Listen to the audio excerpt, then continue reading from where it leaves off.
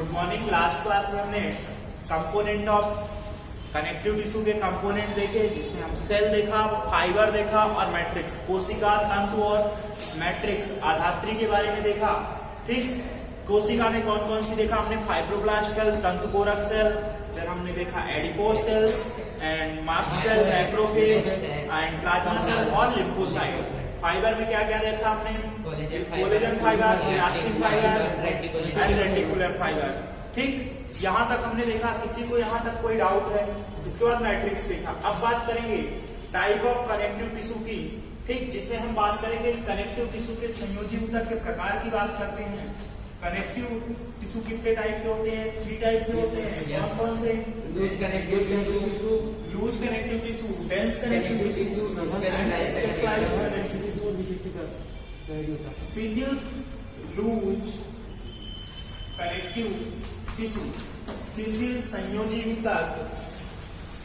दूसरा dense connective tissue. तीसरा specialised connective tissue. Loose connective tissue की बात करें तो इसको डिवाइड किया था हमने 2 टाइप में। कौन कौन से थे? जल्दी बताओ।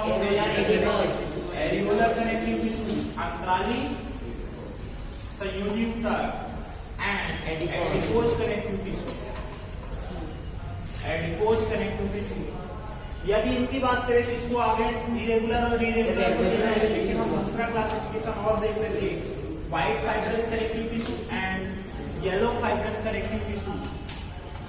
सफेद तंतुमय संयोजी ऊतक, पीत तंतुमय संयोजी ऊतक। येलो फाइब्रस कनेक्टिव टिश्यू की बात करें तो रेगुलर स्ट्रक्चर क्या बनाएंगी? कॉर्ड। इरेगुलर स्ट्रक्चर क्या बनाएंगे? सीट। ठीक, इसमें क्या आ जाएंगे? Regular structure and irregular structure. इसमें भी क्या हो जाएगा? Regular and irregular structure. नियमित एंड अनियमित स्ट्रक्चर। अब मैंने बताया था लास्ट क्लास में भी, व्हाइट फाइब्रस कनेक्टिव टिश्यू में कौन से फाइबर होंगे? Collagen fibre. कैसे होते हैं? हार्ड एंड रिजिड होते हैं। जहां पास प्रोटेक्शन की रिक्वायरमेंट होगी कौन से होंगे? White fibrous connective tissue. जहां पास येलो फाइबर में कौन से होते हैं? Elastic fibre. इलास्टिक कैसे होते हैं? इलास्टिक होते हैं। तो इलास्टिसिटी की रिक्वायरमेंट होगी, वहां पास क्या होंगे? येलो फाइब्रस कनेक्टिव टिश्यू होते हैं। ठीक, यदि रेगुलर स्ट्रक्चर की बात करें तो रेगुलर स्ट्रक्चर क्या बनाती? कॉर्ड। और इरेगुलर स्ट्रक्चर की बात करें तो क्या बनाएंगे? सीट। अब इसमें रेगुलर स्ट्रक्चर मेनली क्या बनाती है जो अपने काम का है? मैंने बताया था रवीना कैंडन बनाएंगी। ठीक, और इसमें इरेगुलर स्ट्रक्चर में डिफरेंट टाइप ऑफ कवरिंग बनेगी। यदि इसकी बात करें तो इसमें रेगुलर स्ट्रक्चर क्या बनेगी? लिगामेंट। कौन सी स्ट्रक्चर बनेगी? लिगामेंट। लिगामेंट का काम क्या है? Sir bone to bone connect. Bone to bone कौन कनेक्ट करेगा? लिगामेंट। बोन टू मसल कौन कनेक्ट करेगा? टेंडन। ठीक, इसके बाद स्पेशलाइज्ड कनेक्टिव टिश्यू की बात की थी, स्केलेटन एंड तत्कालीन संयोजी ऊतक और संवहनी संयोजी ऊतक की बात की थी हमने। वेस्कुलर कनेक्टिव टिश्यू की बात की थी। स्केलेटन कनेक्टिव टिश्यू में हमने बता दिया था बोन और कार्टिलेज आते हैं, और वेस्कुलर कनेक्टिव टिश्यू में क्या आते हैं? हमारे ब्लड एंड लिम्फ आते हैं। ठीक, ये हम चार्ट देख चुके हैं पहले भी, कोई नया नहीं है। ठीक, बस इसमें नया इतना सा था, मैंने जो और चीजें ऐड करवा। अब बात करते हैं एरियोलर कनेक्टिव टिश्यू की। यहाँ तक किसी बनाना चार्ट क्या? बना लीजिए।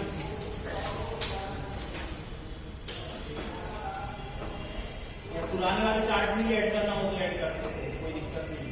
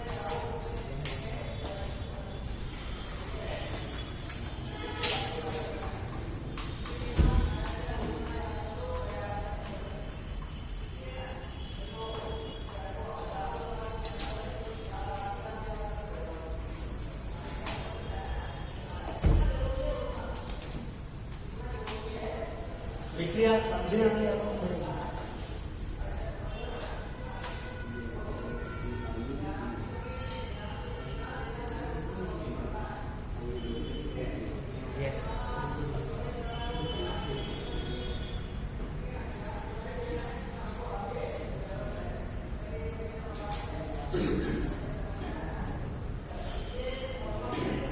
है,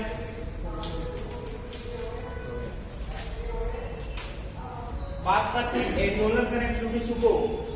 it is also called spongy tissue. Areolar connective tissue को स्पॉन्जी टिश्यू भी कहते हैं। क्यों? क्योंकि इसकी स्ट्रक्चर जो होती है स्पंज के समान होती है। और स्पंज कैसा होता है? स्पंज जो होता है कैसा होता है? कंप्रेसिबल होता है। उसमें क्या होता है? बहुत सारा स्पेस होता है कि नहीं? Yes sir. Areolar connective tissue में भी क्या होता है? बहुत सारा स्पेस होता है। ठीक, लूज कनेक्टिव टिश्यू की बात करें तो उसमें it is also called spongy tissue. ठीक, ये जो होता है मोस्ट वाइडली डिस्ट्रीब्यूटेड टिश्यू होता है। इस अपनी बॉडी में सबसे ज्यादा कौन सा टिश्यू डिस्ट्रीब्यूटेड होता है? Areolar connective tissue. Areolar connective tissue में जो होते हैं कोलेजन के बंडल, इसमें क्या होता है? कोलेजन फाइबर्स होते हैं। यदि हम डायग्राम एनसीईआरटी कोई लाया क्या सर? घर पे पढ़ के आए। ठीक, उसमें डायग्राम देखोगे उसमें कोलेजन फाइबर ऐसा कुछ डायग्राम बना के रखा है कोलेजन फाइबर का। साथ में कुछ मैक्रोफेज है, मास्ट सेल है। तो इसमें कोलेजन का जो अरेंजमेंट होता है वो कैसा होता है? इरेगुलर होता है। अब बीच में जो स्पेस बचा उस स्पेस को हमने क्या बोला? एरियोला बोला। क्या बोला? एरियोला। ये कौन से फाइबर मान लेते हैं? कोलेजन फाइबर है, मैक्रोफेज है, मास्ट सेल है। तो इसमें जो होता है सबसे ज्यादा कौन सी सेल होती है? Macrophage, mast cell and fibroblast. इसके अलावा कोलेजन फाइबर सबसे ज्यादा अमाउंट में होते हैं। ठीक, जो बीच में स्पेस होगा उस स्पेस को क्या बोलेंगे हम? एरियोला। इसे क्या कहेंगे हम? एरियोला कहते हैं। ठीक, अब इस कनेक्टिव टिश्यू का क्या बताया मैंने? इसमें जो होता है लार्ज स्पेस होता है, इसलिए स्पॉन्जी टिश्यू बोलते हैं। मोस्ट वाइडली डिस्ट्रीब्यूटेड होता है। अब प्रेजेंट का इसमें कौन कौन सी सेल होती हैं? फाइब्रोब्लास्ट, मैक्रोफेज और कोलेजन फाइबर लार्ज अमाउंट में होते हैं। रेटिकुलर फाइबर तो अब्सेंट होते हैं, इलास्टिक फाइबर थोड़ा बहुत प्रेजेंट हो सकते हैं। ठीक, इसके अलावा नेक्स्ट पॉइंट इसकी बात करें तो इसके बारे में बात करेंगे नेक्स्ट पॉइंट के बारे में। तो इसमें जो कहाँ प्रेजेंट होता है? सर, तो प्रेजेंट मैंने लास्ट क्लास में बताया था, स्किन की एक लेयर होती है। स्किन के यदि लेयर की बात करें तो 3 लेयर में डिवाइड करेंगे। अपनी मान लेते हैं स्किन के लिए टर्म यूज किया जाता है डर्मिस। डर्मिस ये स्किन की एक लेयर हो गई। डर्मिस के ऊपर क्या होगा? एपिडर्मिस। और डर्मिस के नीचे क्या होगा? एंडोडर्मिस। हाइपोडर्मिस। इपी मींस ऊपर, हाइपो मींस नीचे। हाइपोडर्मिस होगा। तो हाइपोडर्मिस जो होता है इसमें होता है एडिपोज कनेक्टिव टिश्यू। और यहाँ पास क्या होंगी? बोन के ऊपर मसल्स होंगी, स्केलेटल मसल होंगी कि नहीं? तो यहाँ पर जो टिश्यू होता है वो क्या करता है? कनेक्ट करने का काम करता है। किसको? तो स्किन की जस्ट लेयर के नीचे प्रेजेंट है कि नहीं? Areolar connective tissue. यहाँ पास कौन सा टिश्यू होता है? Areolar connective tissue. ठीक, तो स्किन की लेयर के नीचे होता है एरियोलर कनेक्टिव टिश्यू। ठीक, फिर बोन से कनेक्ट करना क्या? बोन से नहीं, मसल से। मसल से। मसल से कनेक्ट कराने के लिए प्रेजेंट है। ठीक, एरियोलर कनेक्टिव टिश्यू कहाँ प्रेजेंट है? डर्मिस के नीचे या अपनी स्किन की लेयर के नीचे प्रेजेंट होता है। इसके अलावा ये जो होता सब म्यूकोसा का पार्ट बनाता है। सब म्यूकोसा में मोस्ट प्रेजेंट होता है कौन सा? Areolar connective tissue. Submucosa, GIT, gastrointestinal tract. ठीक, gastrointestinal tract means alimentary canal, आहार नाल का जितने भी पार्ट में, जैसे हम पढ़ेंगे इसोफेगस की सब म्यूकोसा में क्या चेंजेस हैं, देन हम पढ़ेंगे small intestine, large intestine, stomach, इन सब की सब म्यूकोसा में क्या प्रेजेंट होगा? Areolar connective tissue. इसके अलावा कहाँ प्रेजेंट होगा? ट्रैकिया में प्रेजेंट होगा। इसके अलावा मैंने स्किन का बताया ही नहीं, उसको क्या बोलते हैं? पीला सबक्यूटेनिया। उसको क्या कहते हैं? पीला सबक्यूटेनिया लेयर में प्रेजेंट होता है। सब मतलब नीचे, क्यूटेनियस मतलब स्किन के, तो स्किन की लेयर के नीचे प्रेजेंट है पीला सबक्यूटेनिया। ठीक, ये इसके एग्जांपल्स हो गए, तो मैं बोल देता हूं, आप लिख लीजिए एरियोलर कनेक्टिव टिश्यू के बारे में। इट इज ऑल्सो कॉल्ड, पहला पॉइंट लीजिए, it is also called spongy tissue.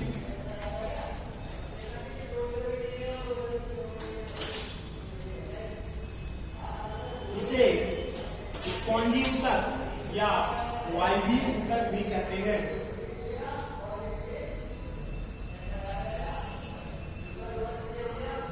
ठीक, नेक्स्ट पॉइंट लिखे इसके बारे में। Most widely most widely distributed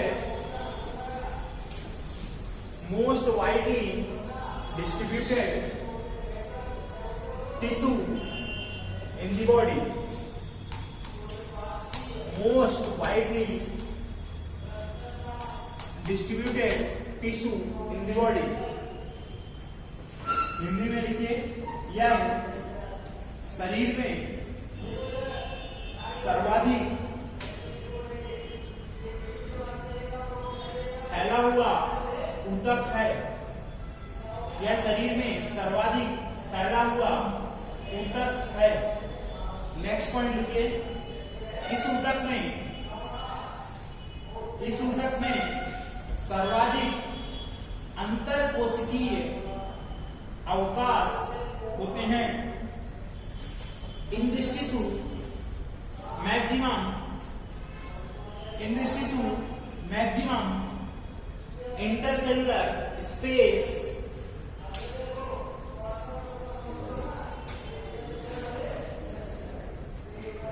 is present. These spaces are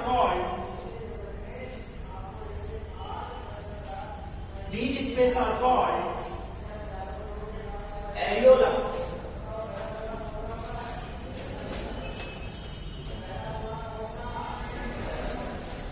जिन्हें एरियोला कहते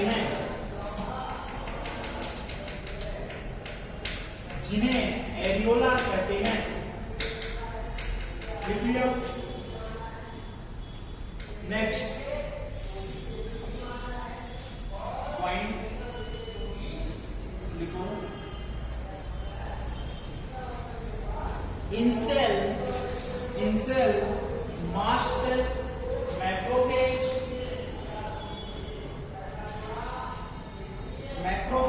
and fibroblasts are more in number.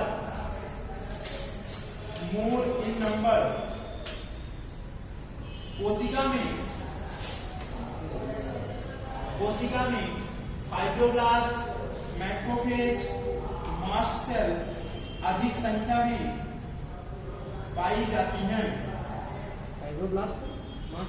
Mast cell, macrophage अधिक संख्या में पाई जाती हैं। ठीक, नेक्स्ट पॉइंट लिखो, रेटिकुलर फाइबर्स, रेटिकुलर तंतु पूर्णतया अनुपस्थित होते हैं।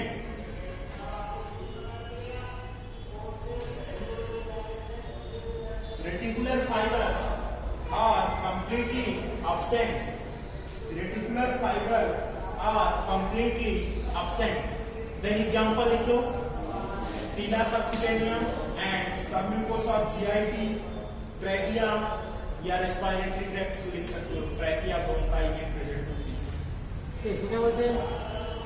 सबम्यूकोसा, ट्रैकिया, सबम्यूकोसा का नाम सबम्यूकोसा ही रहेगा, ट्रैकिया को श्वास नली, GIT को आहार नाल या आंत लिख सकते हो। प्रेजेंट टीला सबक्यूटेनिया ही लिखे। टीला सबक्यूटेनिया लिखना है, उसके बारे में 1-2 पॉइंट लिखा देता हूँ। यस सर,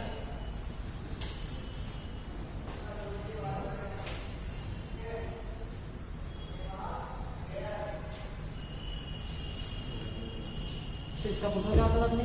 किसका? आहार, गैस्ट्रोइंटेस्टाइनल ट्रैक्ट, आहार ना लिखो दीजिए। गैस्ट्रोइंटेस्टाइनल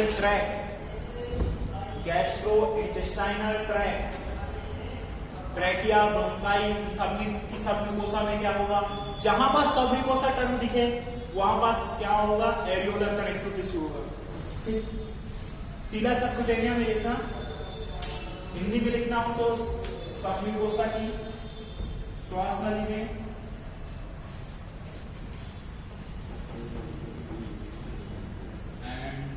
आहार नाल में।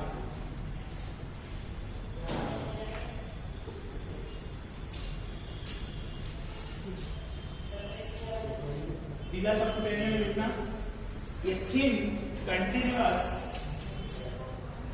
Layer a thin continuous layer which connect skin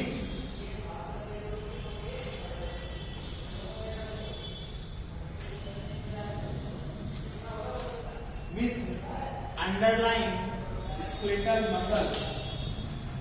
Underlying skeletal muscle. A thin connecting layer, a thin continuous layer which connect skin with underlying skeletal muscle.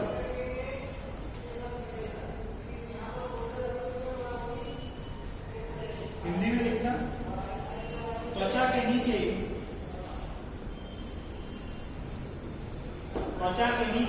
अंतराली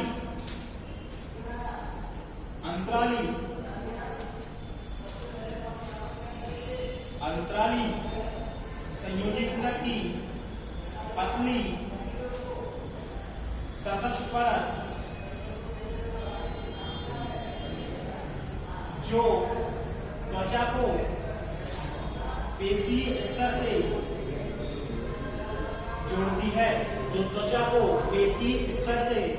जोड़ती है, sir skeletal muscle means muscle ही। Skeletal means muscle 3 types की होती है, skeletal, cardiac and smooth muscle. जो त्वचा का पेशी, जो त्वचा को पेशी स्तर से जोड़ती है।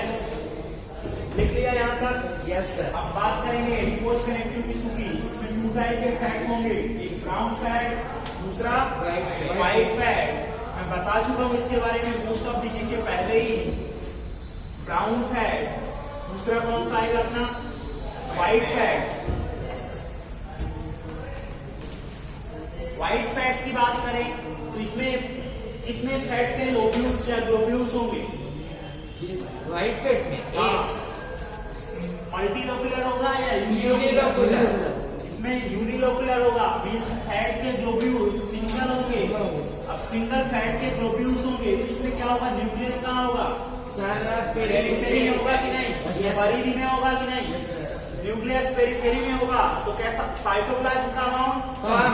क्यों? तो फैट का अमाउंट ज्यादा है, साइटोप्लाज्म कम है, तो न्यूक्लियस कैसा हो जाएगा? चपटा हो जाएगा कि नहीं? पेरिफेरी में इसलिए चपटा हो जाएगा। तो न्यूक्लियस कैसा हो जाएगा? न्यूक्लियस जो है फ्लैटेंड हो जाएगा।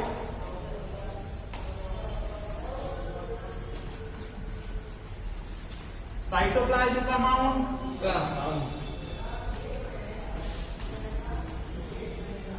साइटोप्लाज्म लेस अमाउंट में होगा। इसका काम एटीपी प्रोडक्शन करना होगा क्या? नहीं। इसका काम क्या होगा? फैट का एक सिंगल लोब्यूल्स है या ग्लोब्यूल्स है, इंसुलेटर का काम।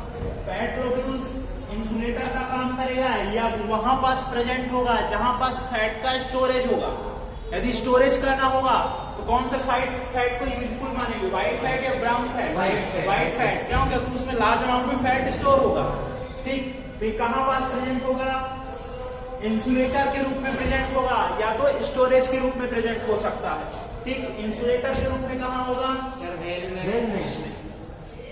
इंसुलेटर के रूप में जो होती है, वेल की लेयर होती है फैट की, उसे क्या बोलते हैं हम? ब्लेबर। इंसुलेटर के रूप में किसमें प्रेजेंट होगा? ब्लेबर में प्रेजेंट होगा।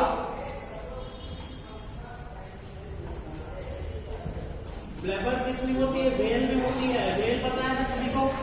ठीक, इसके बाद नेक्स्ट बात करें, यदि ह्यूमन में भी तो प्रेजेंट होगा कि नहीं? Yes sir. तो ह्यूमन में कहाँ होता है? ह्यूमन में स्किन की लेयर के नीचे होता है।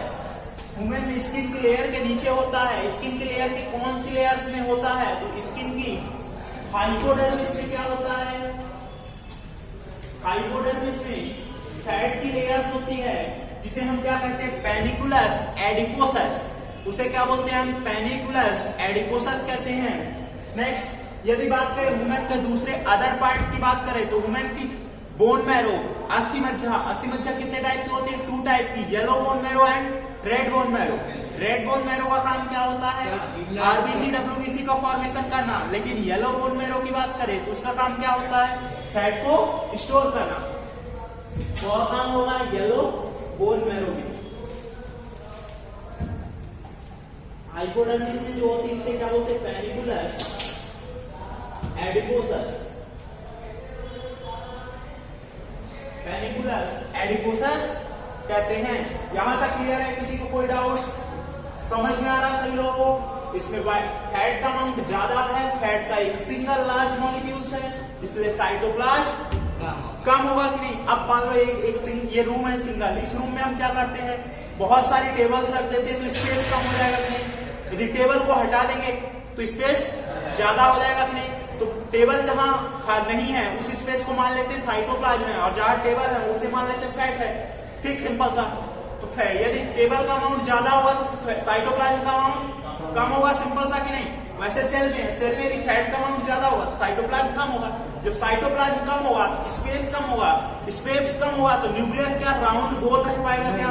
गोल रहने के लिए स्पेस ज्यादा चाहिए कि नहीं। जब न्यूक्लियस परिधि पे जाएगा, पेरिफेरी पे जाएगा तो कैसा हो जाएगा?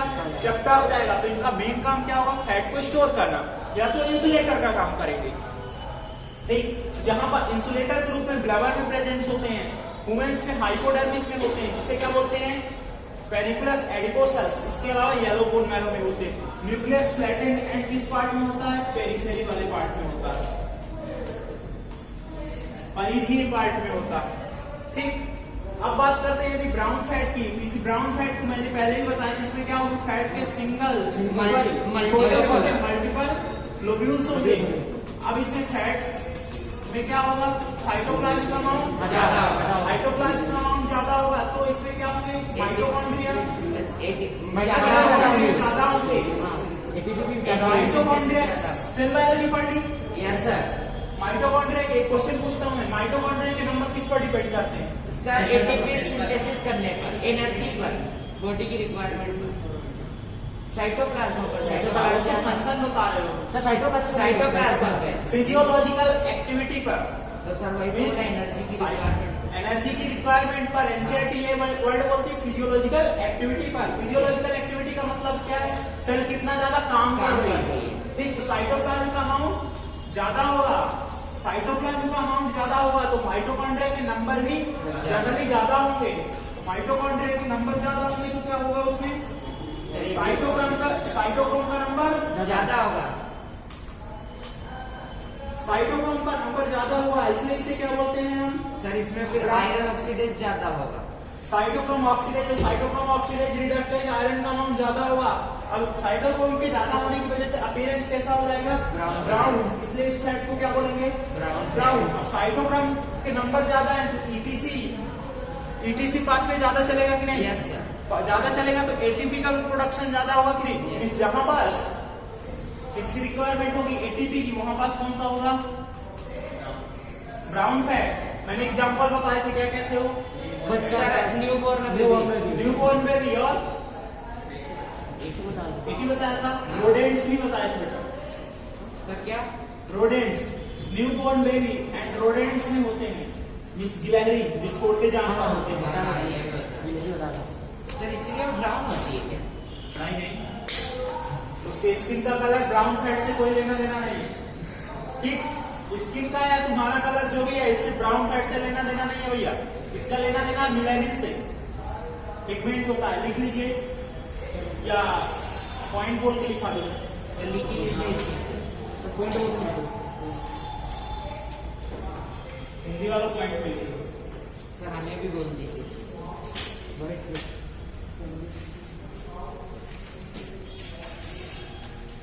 सबसे पहले किसके बारे में लिखोगे? व्हाइट फैट के बारे में।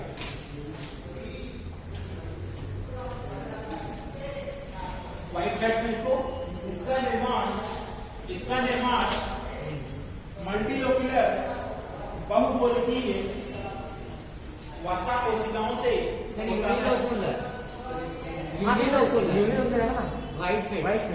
व्हाइट फैट के बारे में बोल रहा हूँ।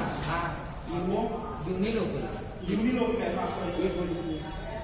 इसका निर्माण मोनोलोक्युलर एडिपोसाइट सेल से होता है। मोनोलोक्युलर एडिपोसाइट सेल से होता है। It is composed of monolocular adipocyte. Hindi वालों सही कर लेना हो। इसका निर्माण एक गोलकीय वसा कोशिका से होता है सर मल्टीलोकुलर फेट सेल यूनिलोकुलर बोला ना, जिसमें एक बड़ी केंद्रीय वसा गोलिका व कोशिका द्रव्य परिधीय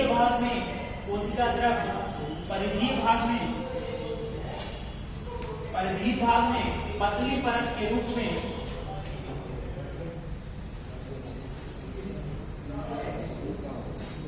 कोशिका द्रव्य परिधीय भाग में पतली परत के रूप में और केंद्रक भी परिधीय भाग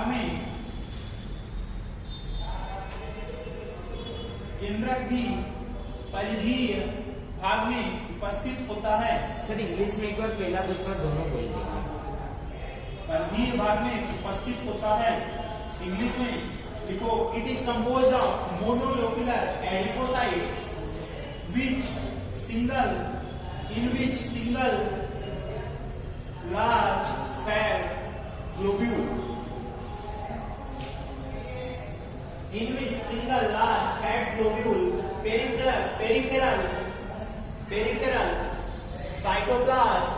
peripheral cytoplasm and peripheral nucleus present. Peripheral cytoplasm and peripheral nucleus present.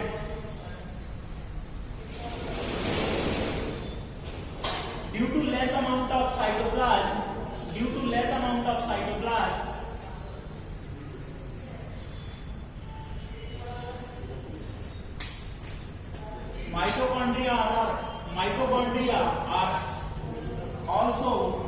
mitochondria are also less in number.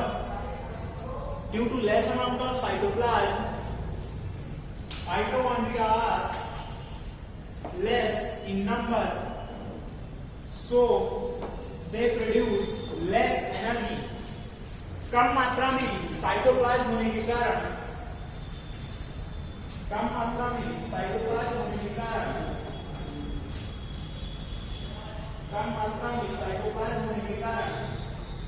Mitochondria की संख्या भी कम होती है।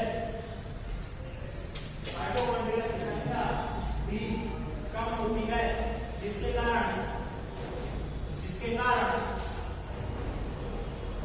कम मात्रा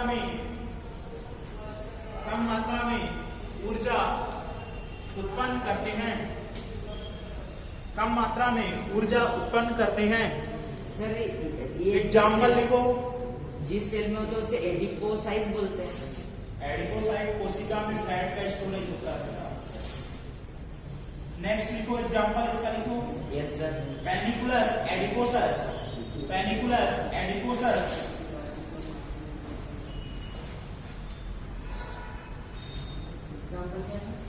पैनिकुलस एडिपोसस पैनिकुलस ये लिखा था मैंने, ऊपर लिख देता हूं। पैनिकुलस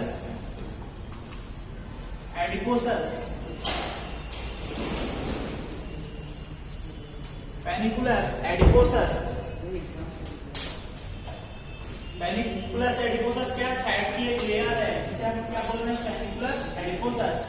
इसके बारे में लिखो, ये thin layer of white fat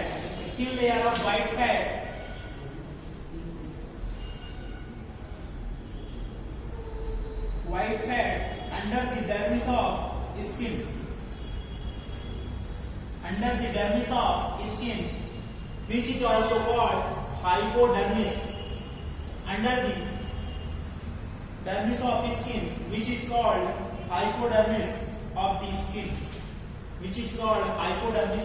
skin.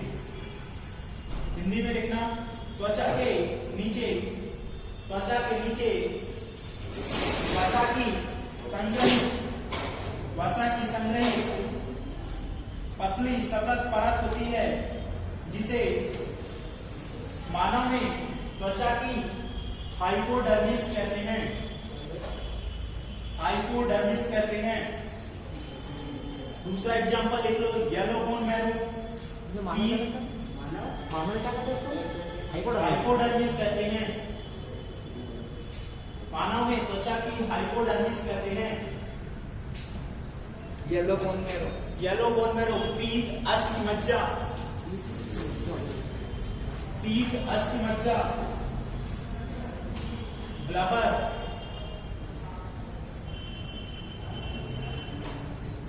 Blubber किस किस में प्रेजेंट होते हैं? वेल, एलिफेंट में भी होता है, well, elephant, seal, well, elephant, seal, marine animal है। यस सर, सील, इसमें भी ब्लबर होते हैं। ब्लबर किस किस में होते हैं? तो वेल यहाँ लिखा था एक एग्जांपल, और लिख लो एलिफेंट एंड सील। ठीक, व्हाइट फैट के बारे में होगा, ब्राउन फैट के बारे में लिखूं। इसमें मल्टीलोकुलर एडिपोसाइट, इसमें मल्टीलोकुलर एडिपोसाइट उपस्थित होती हैं।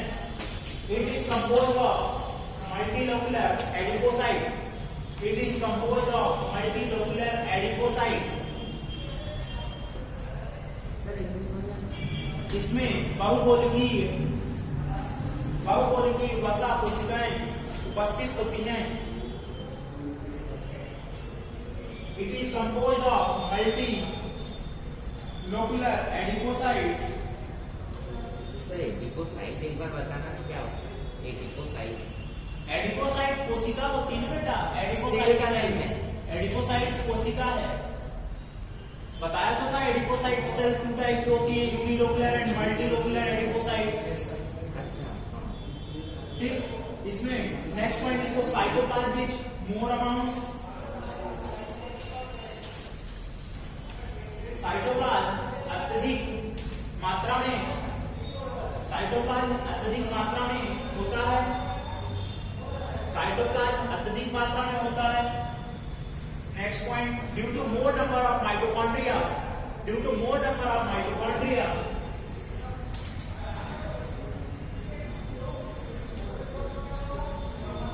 it produce more energy. Due to more number of mitochondria, it produce more amount of energy, more amount of energy. इसमें अत्यधिक माइटोकॉन्ड्रिया होने के कारण अत्यधिक मात्रा में ऊर्जा उत्पन्न करते हैं।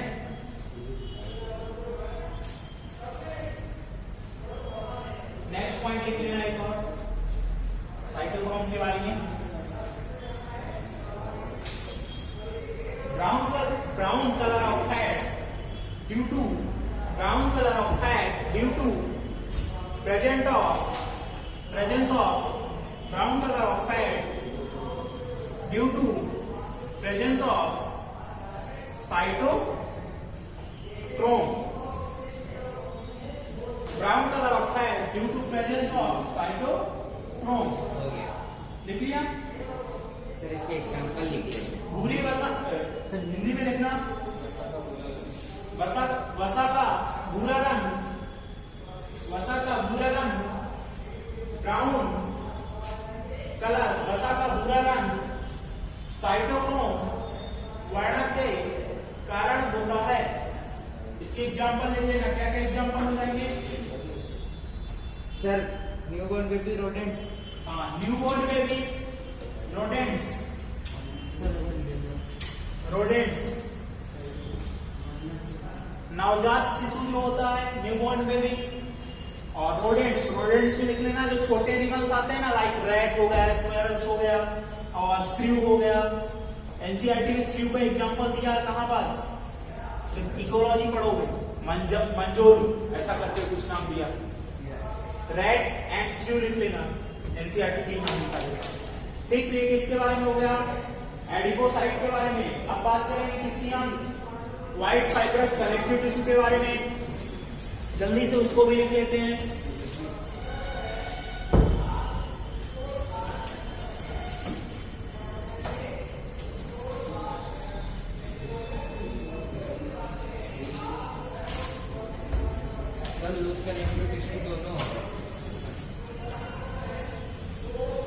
डेंस कनेक्टिव टिश्यू की बात करते हैं, किसकी? व्हाइट फाइब्रस कनेक्टिव टिश्यू की बात करते हैं। व्हाइट फाइब्रस कनेक्टिव टिश्यू श्वेत तंतुमय संयोजी ऊतक की बात करते हैं। इसमें क्या होंगी? दो स्ट्रक्चर होंगी, एक रेगुलर होगी, दूसरी इरेगुलर। रेगुलर में क्या प्रेजेंट होते हैं? टेंडन। इरेगुलर स्ट्रक्चर का काम क्या होगा? सीट बनाएंगी। डिफरेंट पार्ट ऑफ बॉडी में सीट होती हैं, ठीक। रेगुलर स्ट्रक्चर में क्या आती है? टेंडन। टेंडन का काम क्या होता है? Bone to muscle. Muscle connect करना। बोन टू मसल कौन कनेक्ट करेगा? टेंडन। बोन। ठीक, क्या हो जाएगी? बीएमटी, बायोमेडिकल टेस्ट, ठीक। बोन टू मसल कौन कनेक्ट करेगा? टेंडन। यदि बात करें इरेगुलर स्ट्रक्चर, तो ये सीट बनाएंगी। सीट क्या क्या हो सकती है? Perichondrium, perichondrium. ये किसकी कवरिंग है? कार्टिलेज की। पेरिऑस्टियम,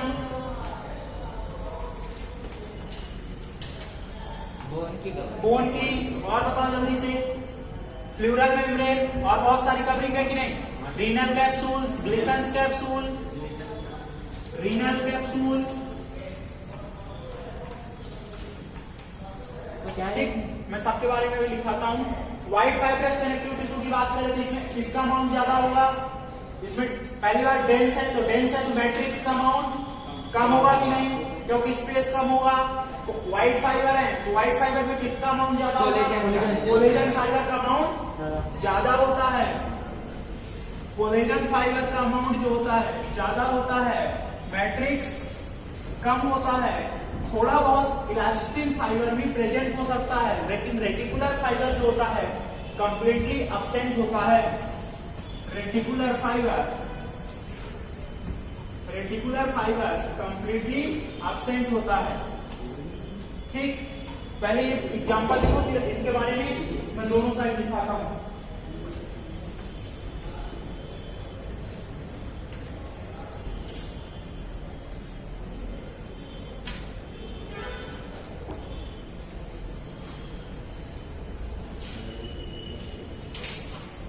सर टेंशन क्या होता है? ये इसका नाम क्या था? स्नायु बोलते हैं सर, कंडरा। लिगामेंट को स्नायु बोलते हैं, उसको कंडरा बोलते हैं। कंडरा। येलो फाइबर भी कंप्लीटली एब्सेंट भी कर देंगे।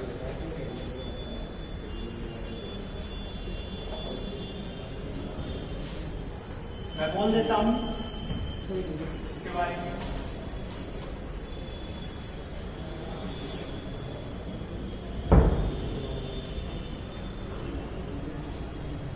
सर ये क्या है? क्या? इसमें लिखा हुआ जो दिमाग क्या है? इरेगुलर लिखे हुए नाम क्या है? इरेगुलर, अनियमित, रेगुलर, पेरिकॉन्ड्रियम, पेरिऑस्टियम। बता रहा हूं। Outer covering of cartilage is called perichondrium.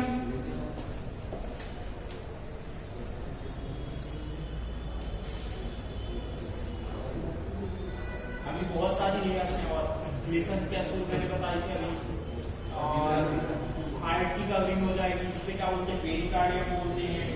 Dura mater में होती है। सर फिर ये लिखिए कि नहीं? ये लिखो ना, मैं इसके आगे लाइन थोड़ा थोड़ा छोड़ देना, किसकी कवरिंग है वो बता दूंगा। Dura mater,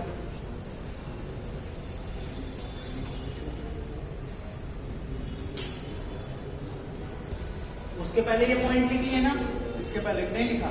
white fibres connective tissue, पहले ये पॉइंट लिखना, फिर ये चार्ट लिखना, ठीक। इसमें कोलेजन फाइबर का अमाउंट ज्यादा होता है, मैट्रिक्स कम होता, कोई बात नहीं, नीचे लिख लेना।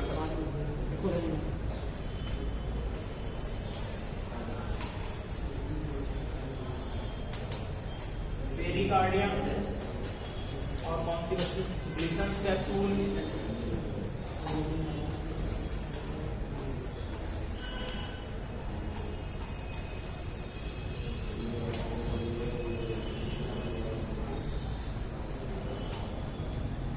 पेरिकॉन्ड्रियम। कार्टिलेज की कवरिंग को क्या बोलते हैं? पेरिकॉन्ड्रियम। बोन की कवरिंग को बोलते हैं पेरिऑस्टियम। रीनल कैप्सूल, इसके किडनी के चारों ओर कवरिंग होती है। ड्यूरामीटर क्या है? सारे करोडेर जो होते हैं, ड्यूरामीटर, एरेक्नोइड पायामीटर का नाम सुना है? ब्रेन की जो लेयर्स होती है मेनिंग्स, उसको क्या बोलते हैं? Dura mater, arachnoid pia mater. तो आउटर लेयर जो होती है उसको क्या बोलते हैं? ड्यूरामीटर। इस ब्रेन की जो कवरिंग हो जाएगी, ब्रेन की मेनिंग्स लेयर जो होती है उनको क्या बोलते हैं? मेनिंग्स कहते हैं। ठीक, आउटर को क्या बोलेंगे? ड्यूरामीटर। ठीक, आउटर टू इनर में याद रखने के लिए सभी ने रफ्तार का सम सुनी रखा हुआ, सारे करो डैप, तो डैप से याद रख सकते हो। ठीक, ड्यूरामीटर। पेरिकार्डियम, पेरिकार्डियम किसकी कवरिंग है? हार्ट की कवरिंग है। टेंडन का काम क्या है? Connect bone to muscle. अब वहां सारे नाम लिखिए। नो सर, पेरी ऑफ कॉन्ड्रेमिटी को पहला पॉइंट, मतलब उसी के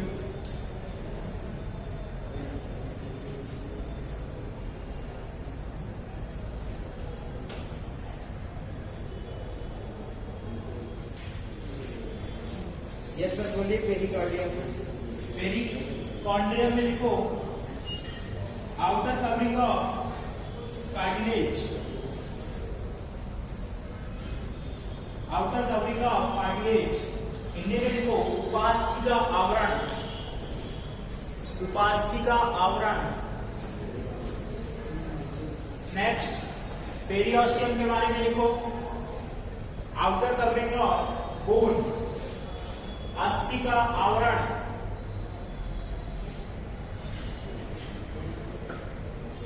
रीनल कैप्सूल के बारे में लिखो कवरिंग ऑफ किडनी,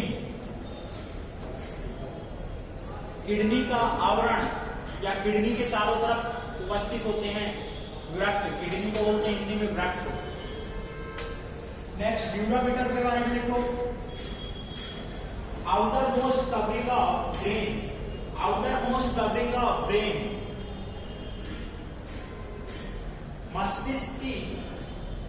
मस्तिष्क का बाह्य आवरण, मस्तिष्क का बाह्य आवरण। सर ये इन चीजों में प्रेजेंट रहते हैं। हाँ। नेक्स्ट और लिखो क्या है? नेक्स्ट, ग्लिसन्स कैप्सूल, पेरिकार्डियम रहेंगे। पेरिकार्डियम, पेरिकार्डियम में लिखो covering of heart, covering of heart. हृदय, हृदय का बाहरी आवरण, हृदय का आवरण।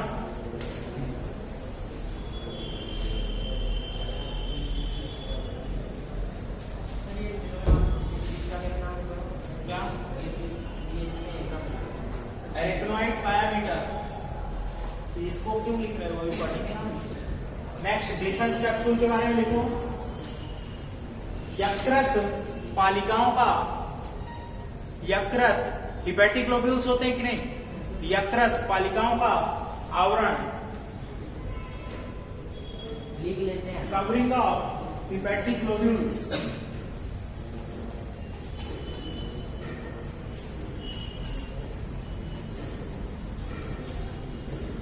एपीपेरो एंडोमाइसियम का नाम सुना है कि नहीं?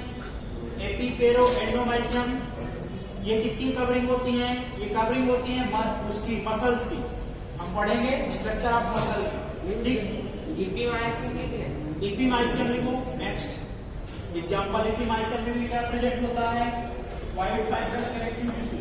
तो इसमें लिखना covering of muscle, covering of muscle, पेशी का आवरण, पेशी का बाह्य आवरण, पेशी का बाह्य आवरण। ग्लिसन्स कैप्सूल में कवरिंग ऑफ हिपैटिक ग्लोब्यूल्स।